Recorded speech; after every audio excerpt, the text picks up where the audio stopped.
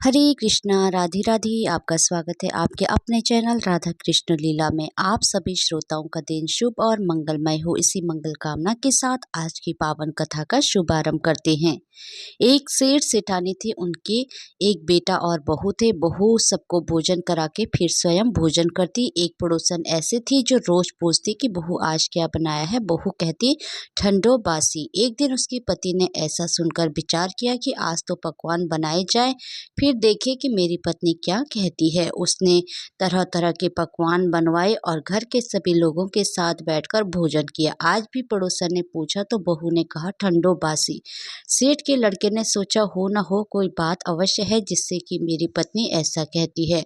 उसने पत्नी से पूछा तुम रोज ठंडो बासी खाया ऐसा क्यों कहती हो, जबकि हम सब ने एक साथ बैठकर कई तरह के पकवान खाए। उसकी पत्नी बोली हमने जो खा रहे हैं वह बाप बूढ़ों की कमाई है। जिस दिन आप कमा कर लाओगे उस दिन मैं समझूंगी कि ताज़ा भोजन कर रहे हैं। एक दिन लड़के ने माँ से कहा मैं एक बड़े शहर में कमाई करने जा रहा हूँ।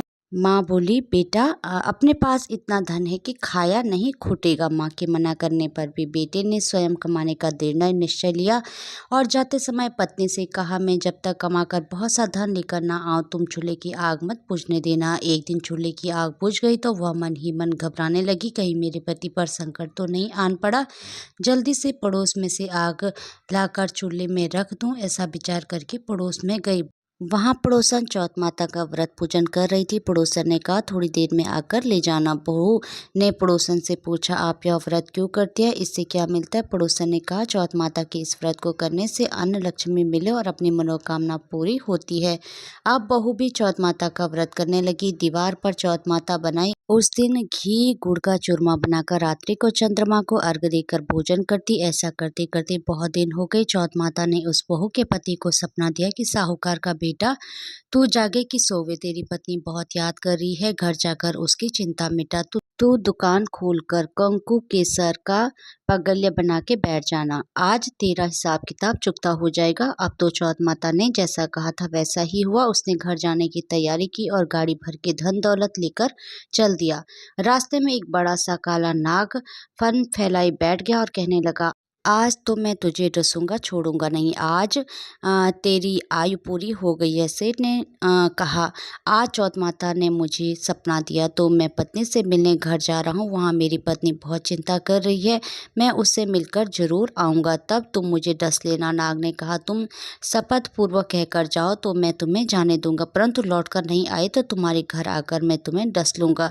इस प्रकार सर्प को वचन देकर वो अपने घर पहुंचा। वहां सभी से हंसी खुशी से मिला और भोजन करने उदास होकर बैठ गया। उसकी पत्नी ने उदास होने का कारण पूछा तो पति ने काले नाग वाली बात बताते हुए कहा यदि मैं उसके पास नहीं जाऊंगा तो वह घर आकर ही मुझे डस लेगा। पत्नी बहुत चतुर थी, उसने कहा कि आप घबराओ नहीं, लेट जाओ, मैं एक उपाय करती हूँ। पत्नी ने कमरे की 7 पीढ़ियां धोई। पहली सीढ़ी में रेत, दूसरी में इत्र, तीसरी में गुलाल फूल, चौथी में कंकु केसर, 5वीं पर लड्डू पेड़ा, छठी पर गादी गलीचा और 7वीं पीढ़ी पर दूध का कटोरा भरकर रख दिया। इस प्रकार वह 7 ही पीढ़ी सजाकर बैठ गई। आधी रात होते ही नाग आकर पीढ़ी चढ़ने लगा। पहली पीढ़ी पर रेत में लौट गया और कहने लगा सेठ की बहू ने आराम तो बहुत दिया और पर वचनों से बनकर आया हूँ, सो डसूंगा अवश्य ही। इसी प्रकार 7 पीढ़ियों पर नाग आराम करता हुआ और कहता हुआ कि डसूंगा जरूर कमरे में जाने ही वाला था कि चौथ माता ने विचार किया कि मैं इसे नहीं बचाऊंगी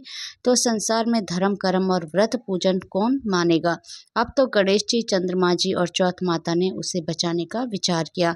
चंद्रमा जी ने उजाला किया और चौथ माता ढाल बनी और गणेश जी ने तलवार लेकर नाग को मार दिया और ढाल से ढक दिया। अब बहू भी थकी हारी सो गई। दिन उगा तो लोग बेटे से मिलने आए, परंतु बेटा बहू तो उठे ही नहीं थे। बहुत देर हो गई तो माँ उन्हें उठाने गई। माँ ने 7 पीढ़ियों पर जो कुछ देखा बहुत घबराई और बेटा बहू को आवाज लगाई बेटा बहू उठे तो देखो कि एक ढाल तलवार वहां पड़ी है। अब ढाल उठाई तो वहीं काला नाग मरा हुआ पड़ा था। बेटा बहू ने सोचा कि आज तो धर्म कर्म ही आड़े आए जो भगवान गणेश जी और चौथ माता ने अपनी रक्षा की है। हे चौथ माता, आपने जैसे सेठ के बेटे बहू की रक्षा की वैसी सबकी रक्षा कीजो। बोलो चौथ माता की जय। हरे कृष्णा राधे राधे। भगवान श्री कृष्ण और राधा रानी की कृपा आप सभी भक्तों पर हमेशा बनी रहे। जय श्री राधे।